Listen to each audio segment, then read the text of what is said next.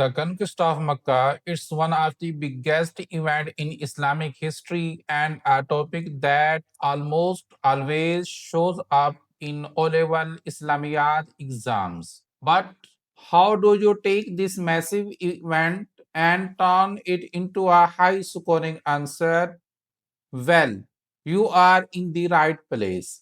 In this video, we are going to break down everything you need to know. Dear students, let's start with the name of Allah. I find these 5 questions from the past papers of O Level Islamiyat on this topic. The question that we are going to discuss now is write an account of the Prophet conquest of Makkah in 630 CE. Dear students, in the answer of this question, we will add introduction, background, main events, outcomes, and conclusion. Dear students, need to add a paragraph in the beginning as introduction, but question is that how to write an introduction. Need to discuss these 3 points. First is states when the event took place. Second is explain why it happened. Third is introduce what the event was. The answer of when the conquest of Makkah took place in 8 AH, when Prophet Muhammad, peace be upon him, led an army of around 10,000 Muslims to Makkah. Second point, why it happened? Answer is after the Quraysh violated the Treaty of Hudaybiyyah. Third point is what the event was. This event marked the peaceful return of the Prophet Muhammad to his hometown and became one of the greatest victories in Islamic history. Dear students, need to answer of these 3 points in introduction, but in your own words and comprehensive way. Next is background of this event. The Prophet Muhammad, peace be upon him, and the Muslims had signed the treaty with the Quraysh of Makkah in 6 AH that called the Treaty of Hudaybiyyah. This was supposed to be a 10-year peace deal. A crucial part of the treaty said that other Arab tribes could ally with either the Muslims or the Quraysh. The Banu Khuza sides with the Muslims. Meanwhile, their rivals, the Banu Bakr, allies with the Quraysh. For about 2 years, a tense peace held, and it was a golden period for Islam's spread. But in the 8th year after Hijrah, the peace was crushed.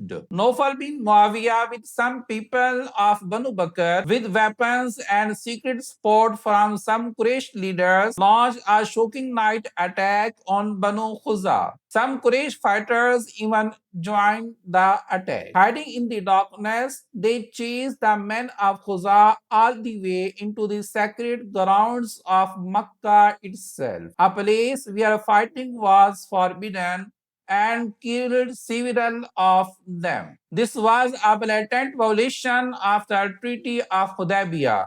The promise was broken and the holiness of Makkah was ignored. The leader of Banu Khuza, Amr bin Salim, raced to Medina with a group of 40 men. Standing before the Prophet Muhammad, peace be upon him, he described the betrayal of Banu Bakr and their Quraysh allies. The Prophet Muhammad, peace be upon him, promised them his support. But the Holy Prophet, peace be upon him, did not just declare war. He first tried diplomacy. Showing his commitment to justice, the Prophet sent a message to the Quraysh with the following 3 conditions and asked them to accept any one of them. The condition 1 was the pay blood money for the victims of the Khuza. Condition 2 was terminate their alliance with the Banu Bakr. Condition 3 was to consider the Treaty of Hudaybiyyah as nullified. The Quraysh made a serious mistake. Out of pride, they refused the first 2 options, and this brought the peace treaty to an end. They quickly realized their mistake, fearing a strong response from the Muslims who had become very powerful. They sent their chief Abu Sufyan to Medina to try to renew the treaty and stop a conflict. Their students and audience, but it was too late. Abu Sufyan went from one person to another in Medina, even approaching on his daughter Habiba, who was married to Prophet Muhammad, peace be upon him. But no one would help him. The senior companions like Abu Bakr and Umar refused to interfere the treaty breakers.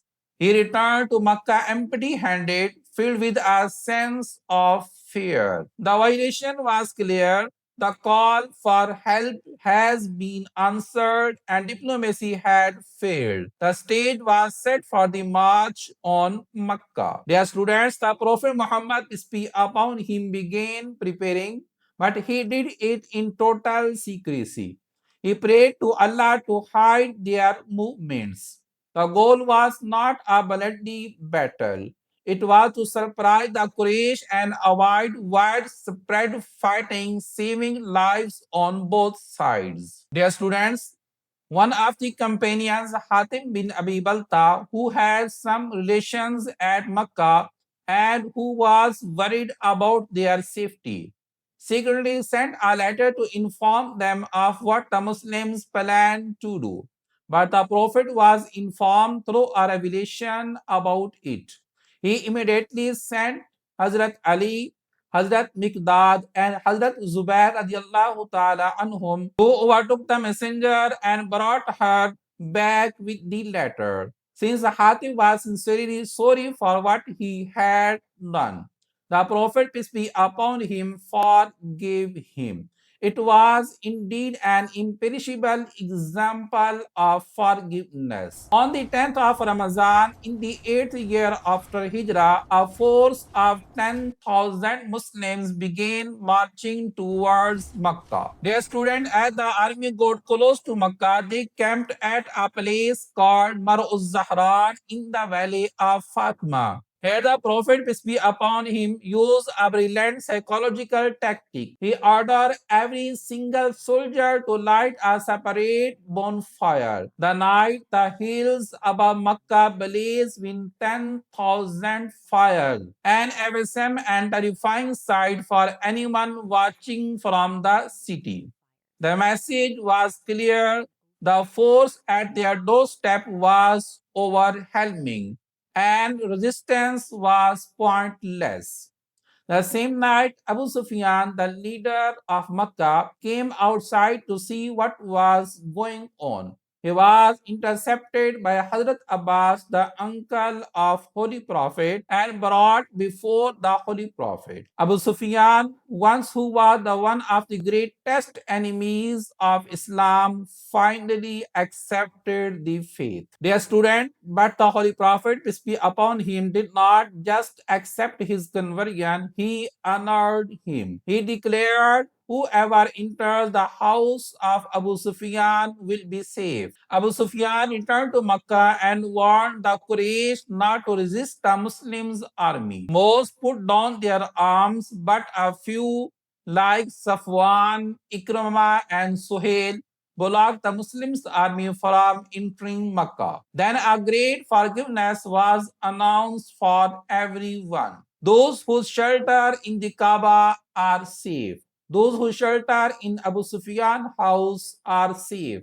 And those who remain behind closed doors in their own houses are safe. The message was clear. This was about peace, not revenge. Dear students, the next morning, the Muslim army entered Makkah. The army was split into four columns, entering from four different directions. One column was under the command of Khalid bin Walid. Second was under the command of Zubair bin al-Awam. Third was under the command of Hazrat Abu Ubaidah, and last one was with the Holy Prophet, peace be upon him. The orders were strict: do not fight unless you are attacked first. The Prophet himself entered on his camel, his head bowed low in humility, thanking Allah for this peaceful victory. He was not a proud conqueror, but a grateful servant of God, returning to his hometown after 8 long years. Three of the four columns enter Makkah with zero opposition. Only the column led by famous General Khalid bin Walid met a small group of extremists who tried to fight. A brief fight broke out. 12 of the attackers were killed and two Muslims, Zaban Jabir Fahri and Khanis bin Khalid bin Rabiya, were martyred. When the Holy Prophet, peace be upon him, heard about it, he was displeased and asked, "Did I not forbidden fighting?"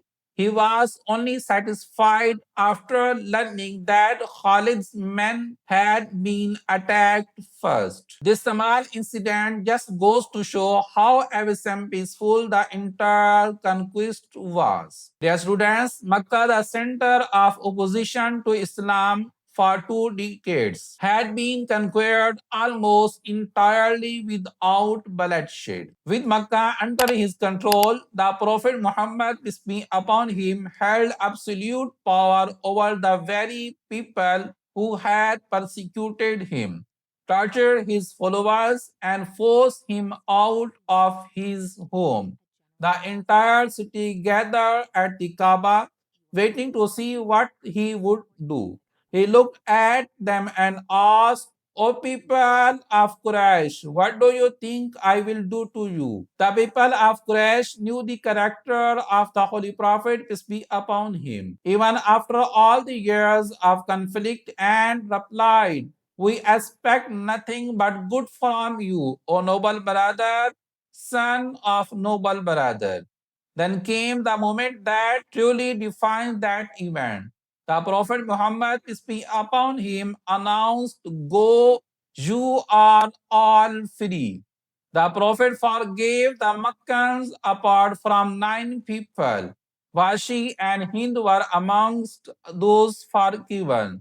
This was not a conquest of territory, it was a conquest of hearts. Dear student, after that, the Prophet Muhammad, peace be upon him, walked to the Kaaba, the sacred house, built by Ibrahim and Ismail for the worship of one God, was now cluttered with 360 idols. He began to point out at them one by one with his staff, reciting a verse from the Quran. "Say the truth has come and falsehood has vanished. Surely falsehood is bound to vanish." As he recited, the idols were turned down and removed, and the Kaaba was purified and restored to its original purpose. Dear students, then Holy Prophet, peace be upon him, performed tawaf around the Kaaba and his camel. Afterwards, the key to the Kaaba were given to Usman ibn Talha. He called for Bilal ibn Rabah, the former Abyssinian slave who was once dragged through the streets of Makkah and tortured for seeing one God. The Prophet, peace be upon him, told Bilal to climb onto the roof of Kaaba and deliver the call to prayer, means the Adhan. The effect of all this was immediate. Seeing the Prophet's mercy and the truth of his message, the people of Makkah embraced Islam in waves. Enemies who had fought the Muslims for 20 years, like Abu Sufyan and Ikrimah ibn Abi Jahl, became some of Islam's strongest defenders. Students need to add a paragraph as conclusion in the end, but question is that how to write a conclusion.